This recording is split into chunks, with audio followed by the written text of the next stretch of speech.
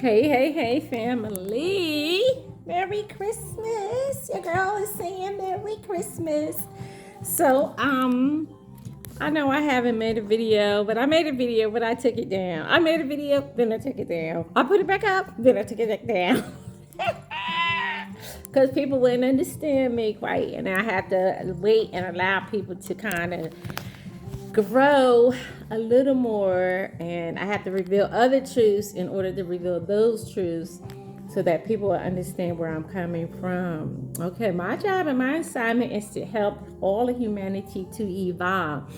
In your process of evolution, I need you to raise up out of being religious. What do I mean by being religious? Being stuck in a box, conforming to one particular way.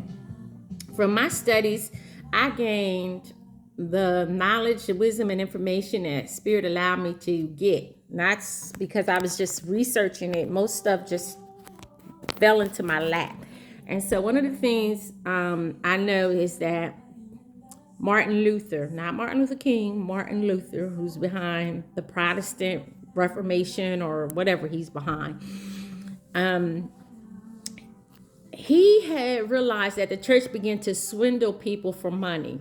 And they began to say, God said that I need a new building and that you all need to pay me, give to this and help us to grow this thing. And so in doing that, people began to start saying, like, this is not of God. And truly it wasn't. At some point, greed will come in when you keep telling people God said, God said, God said, and people believe everything that you said God said, and they don't have a relationship with God for themselves. They will pretty much believe you because they hold you in that type of honor.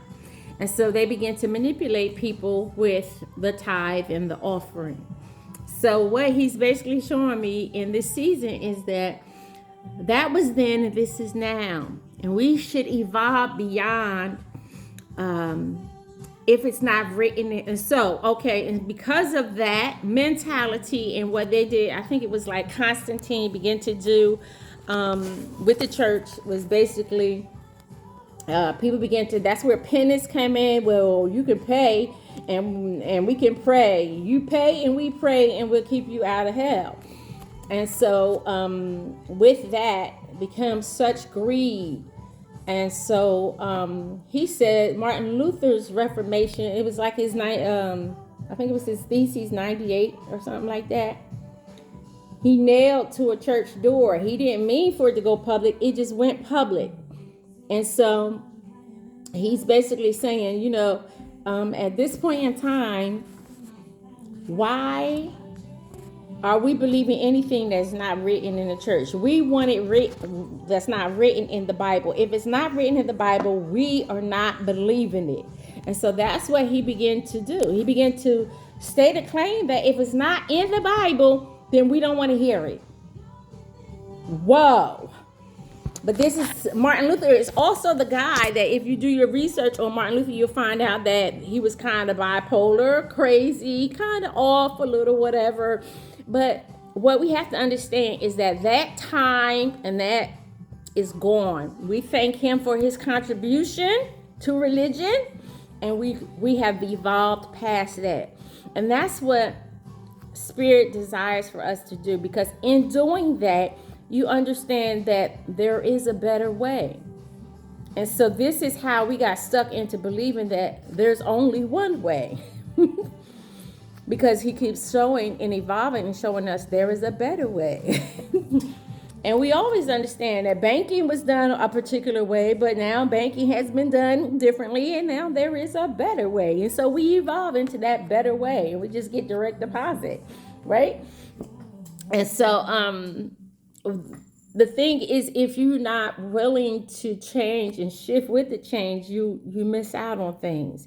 And so the problem with Martin Luther's view of saying that it must be written in the church is, one, it must be written in the with the church believing that it must be written in the Bible, is that when you only believe that everything that comes from God is written in the Bible, then you shut off the mouth of God.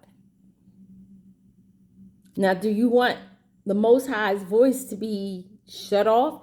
But when you tell me that it has to be written in the Bible's been it's been rewritten plenty of times, and y'all still will take it however it's rewritten. So if the Bible is rewritten, it says that we have to accept homosexualities. Are y'all going to accept homosexuality in the church?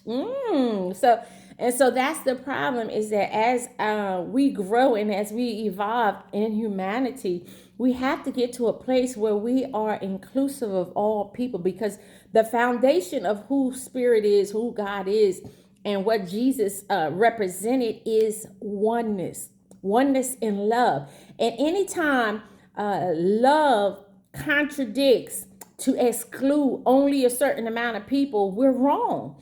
It's just not the love that Spirit is of, or wants us to practice. He wants us to practice a more unified approach until, we all get into the consciousness of Christ. The Christ consciousness is all until we come into one accord. The perfect man. The perfect man is the Christ conscious man, the man that believes as Christ did. Remember, and my favorite one, and I'm sure you all can think of others, but my favorite rendition of that is when the woman with the issue or needing the healing says, she says, Master, can I be healed? And he says, well, that healing is the children's bread. And she said, well, even the dogs eat the crumbs from the master's table. So he said, woman, I have not found such great faith. And so, however he explained her faith, I'm not, per quoting the scripture exactly, but you all can pull it up in the scriptures and see how it reads exactly. But basically, he just says, you're right. Away with the rules, away with the laws that keep you out. Away with the laws that say that I should not give you this when you desire it so richly in a pure way. You're not trying to come towards me saying that you are of the Israelites. You are a Gentile and you're representing a Gentile, but you say, well, hold up. I want what they got, what they don't need. Give me the crumbs. Give me their leftovers. If you just give me a piece of what the children of Israel. What? She said, if you just give me a little crumb off of the master's table, I'm willing to take that. Whatever kind of healing you have for me. Oh, Holy One, whatever kind of healing you want to bring to me and give to me, I'll take it. And that's where we have to be. We have to be accepting of people no matter where they're at and who they are. But if you desire something and I have it to give to you, I will not withhold it. I will not withhold any good thing that a person should ask for. And that's where we're at in this season. 'Tis is the season to be magically graceful, to be magically merciful, and to be magically giving of yourself and to others. 'Tis the season to be married. 'Tis the season to be jolly, helpful, and healed. If you want to be healed, But she had to bring herself to that degree. And how many of us are willing to take ourselves down to that degree of saying, hey, I'll take the leftovers. If I can't have the whole thing, give me the leftovers. I'm willing to have the leftovers of a healing because that's how bad, that's how serious I want my healing. And so I'm just saying, in most of even his first miracle, I'm come to think about Jesus' first miracle in the Bible. He said, woman, she said, come on, give it to him. He know what to do with it. He said, woman, what you want with me? What you want with me? When you know it's not my time. You know it's not the place nor the time. But come on, go ahead, give it here anyway. And we watched as he turned the water into wine with his first miracle. So he always breaks the law because what? Your faith moves God in a way. Your faith will move the Most High to act on your behalf, even out of season. In season and out of season, he will work for you. But you just got to be willing to be. I'm messing up my whole bun now. Getting too excited. Messing up my whole bun. So basically, that's what this is all about. that we don't cut anything off. We don't exclude people. In love and unity and oneness, you don't exclude people because they don't fit your criteria. And that's what's wrong with us. We judge to the degree that we think we can shut people out and declare and decree their judgment. You don't even know you don't know. You don't know who people are, because the ones that you're judging are the very ones who have the right to call judgment on you. So you have to be careful, because the Bible said, hey, y'all want to quote Bible? We can do Bible. I got it in me. I got it in me now. It's in me way deep, So he said, judge not lest you be judged, because the same measure in which you judge me is going to be judged unto you. So hold up. When you come to church, when you come for me, be careful. Don't you be coming for yourself. You're going to be coming for yourself. So you have to be careful in how you judge people, because anytime you get ready to judge a person, expect that judgment to be weighed upon you. One of my favorite scriptures, I remember one of my favorite pastors preaching it. It was what is it, Elijah? Who was it? Jeremiah or Elijah, whatever. And he was talking about the double-edged sword. Be careful. The double-edged sword is not just to cut you. My words might cut you, but they cut me too.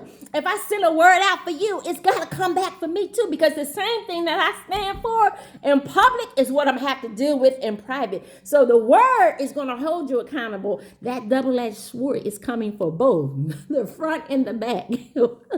It's coming to tear the joints from the marrow, the flesh from the marrow, all of that. So it's coming for you. You just have to be careful. And in this season, we don't know who people are, but I'm going to tell you this. Pray for your leaders. Pray for your leaders near and far, because as it was happening in Hollywood, it's about to happen right in your house, right in your face. People are going to be judged. And are they going to hold up to the judgment? People are probably currently under judgment right now of the things that they have done in secret. They're going to be judged publicly. That means they're going to be exposed. Scandals are about to come out. Watch this new year. Watch how this new year comes in. Pray for your leaders, because they're going to be suicidal. People are going to be falling dead left and right. And you're going to need to know not to have mercy on those who are not supposed to have mercy, not to connect yourself to those whose empire is collapsing. You don't want to be in the building when it begins, when the pillars are taken out from a building. The building is deemed inhabitable, because it will collapse. When you take out the pillars from a building, it's going to collapse. So a lot of people are going to be exposed, and those who are not going to be exposed are going to die in this season. And what we're going to have left is people who are being held accountable, willing to be held accountable. You're going to get the real from the fake in this season. You're going to see the last man standing had to be the man that was standing on the truth of the word. It's not about the Bible in this season, because again, I keep trying to tell y'all, get away from the Bible if you can. Get away from the Bible, but get into a place where you have right relationship with spirit. What do I mean from that? Get away from the church, get away from the Bible. Create yourself a right relationship with the divine, with you, your higher self, your spirit guides, your angels, whatever. But remove any immediate, remove any middleman. You no longer need an intermediary. You can go to the Most High for yourself. And that's what we need in this season. We need more people going to the Most High for themselves. Because when more people are truly led by the Spirit, when they're truly led by the Spirit, not of what they're saying is Spirit, but what we have found to be true is Spirit. It's life. It's producing the fruit of that life, and more life abundantly. And this is what I'm talking about. Life, good life, and more life abundantly. Okay, so look at that. Oh, look at that. So be merry, have fun, but don't forget to be non-judgmental. Stop being so judgmental against people and stuff. And consider yourself. When you get ready to do something, consider it be yourself, But then evolve into a right relationship with Spirit, where you need no man to tell you, but you hear and you are led by the Spirit that dwells in you. Okay? Be blessed and have a good one. See you in the new year.